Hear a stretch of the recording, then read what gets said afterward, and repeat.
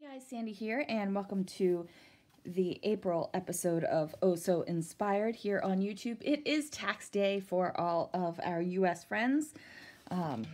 So, yeah, about that. We'll just move on. Okay, so today I'm actually going to do something a little bit different. This is what we are to be inspired by this month, and as you can see, there's some watercolor going on, and it's some like black outline of a stamp, and then on the other side it is colored.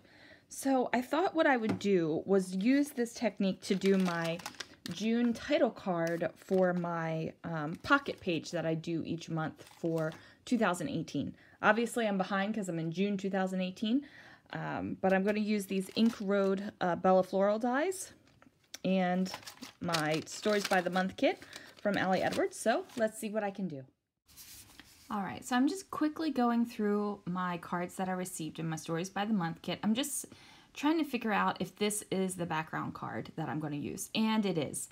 So one of the things I do with my Stories by the Month kit is cover up a lot of the handwriting that is in the kit. I don't mind so much every once in a while having a little bit of someone else's handwriting in my albums, but really, they're my albums and I want my handwriting in them. What I'm doing is I have a very cheap sheet of watercolor paper, and it is cheap. I think it's like the Office off-brand you can get from Michaels, and it was like my last piece of it, so I figured why not use it. Now these are the Bella Flora dies. Oh, man, I cannot speak today, guys. My allergies are kicking, and I am on some allergy medicine, and I am just woo. So these are the Bella Flora stamps, and there's also dies that match them, and they're from Ink Road Stamps. I'm just lining it up, trying to figure out exactly where I want it to be on my card here. So once I figure that out, I'm going to go ahead and grab my Gina K Amalgam ink, and I'm just shows you that super quickly. Now, this ink is awesome. I absolutely adore the black amalgam ink. You can use it with watercolors, you can use it with Copics, you can use it with whatever you want to use it with. A lot of fun. Now the good thing about using a stamp positioner like the Misty here is that, as you can see, it did not ink very well on my entire piece of paper, and part of that is because it's watercolor paper, so it has a lot of ridges to get into. So I just keep on inking up my stamp and just making sure it's in the same exact position in the Misty, and then I rub it down. Probably a little bit harder than I need it to, but you know, there it is. Clean that up later because, you know, right now I am too busy creating to clean. And here we go. There it is. And now I'm kind of thinking that I should probably heat set this just a little bit because the ink is wet and this is watercolor paper, so it's soaking in a little bit more. And I just wanted to make sure that when I put my watercolor on top of this ink that it wasn't going to run and bleed and everything. That is one thing you do have to do when you are using your inks. Just make sure that they are set and dry before you start throwing on other types of media over top of them, just in case. So here we go. I am doing the lazy way of doing this. I'm not masking it off with anything except for some purple tape. And if you watch my channel regularly, you will know that I have a love for the purple tape. Yes, I am saying purple, not purple. Now, I have this down, so I'm just going to grab some watercolors. And these are Yatsutomo watercolors. I think that's how you say it, Yatsutomo watercolors. And they have a little bit of sparkle to them, so that's why I went with those watercolors. And I'm not really doing this taking my time and doing it kind of way where I get out my water dish and all that. I'm just working with my Distress ink sprayer and I throw some water.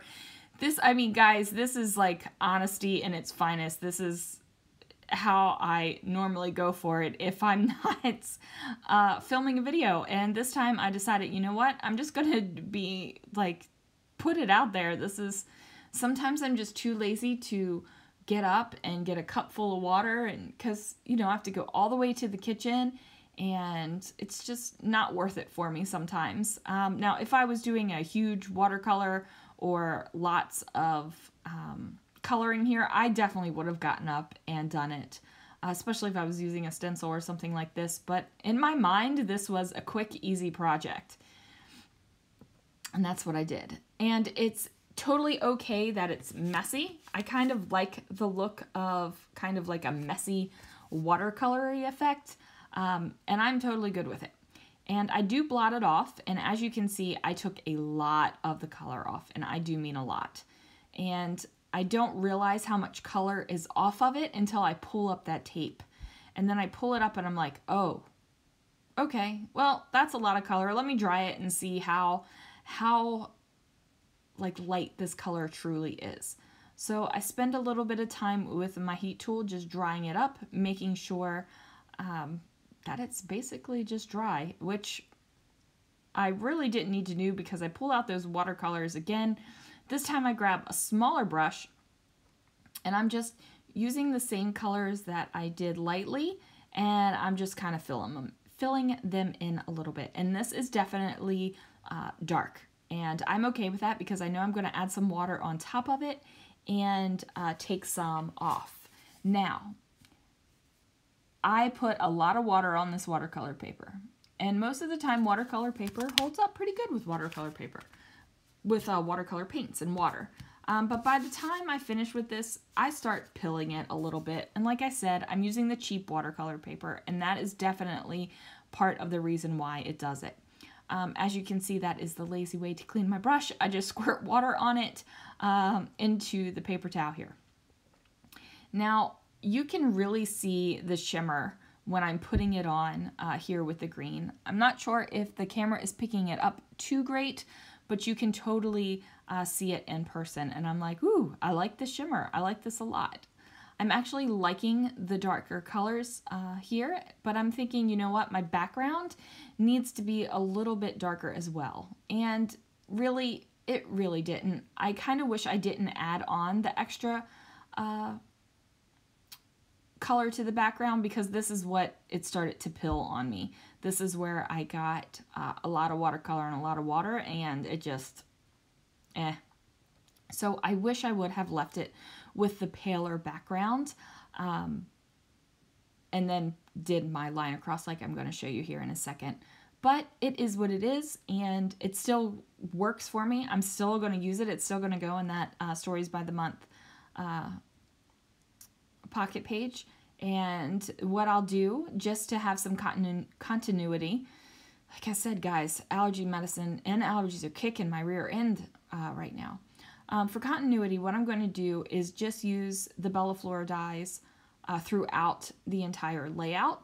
That way, it's just not going to be like these floral dies with some watercolor. It's going to happen throughout the rest of the layout as well, in case you were wondering.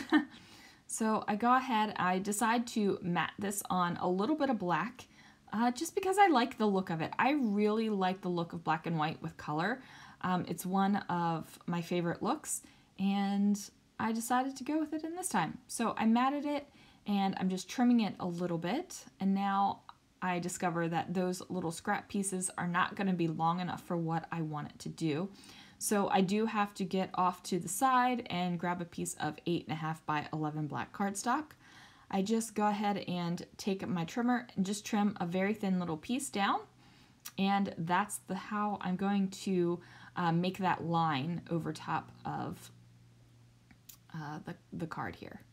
So I just make sure to put it all the way across, and now I'm just going to trim off the edges so that the black kind of fades into the black border around it, and you don't really get to see me do that.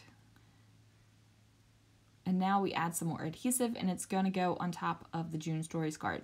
And this is where I realize that I have way too much black poking out on the one side of my card here. So I just pop it in the trimmer and just trim off a little bit more. So I do have a very thin border of green around here.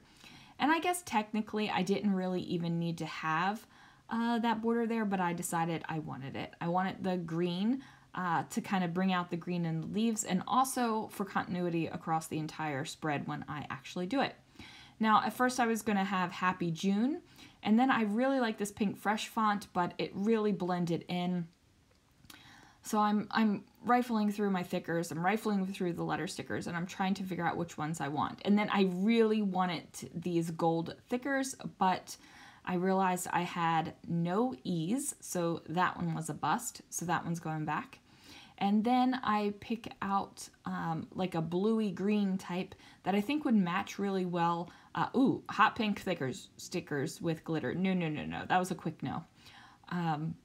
Although I do try to add glitter whenever I can. So this one I thought was going to be a great match because it really works with the blue, green in the other parts of the Little Stories by the Month kit, but it really blended in, and it just was not the one I was looking for. So I go back to gold because I think that the gold just gives it a little bit of pop that it needs. So I have these thickers, and I believe these are around from the Carousel collection.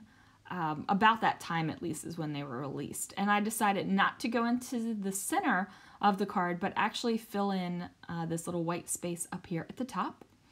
And I'm committing because I'm using that Nouveau Deluxe adhesive. And let me just tell you, I was introduced to this adhesive recently, and it is by far my favorite liquid adhesive now. So please make sure that you check out everyone else's take on the Oh So Inspired project this month. We have a great group of gals here on YouTube that we take a project each month and make our own interpretation from it however we were inspired. Thanks so much for watching, guys, and I will catch you guys next month.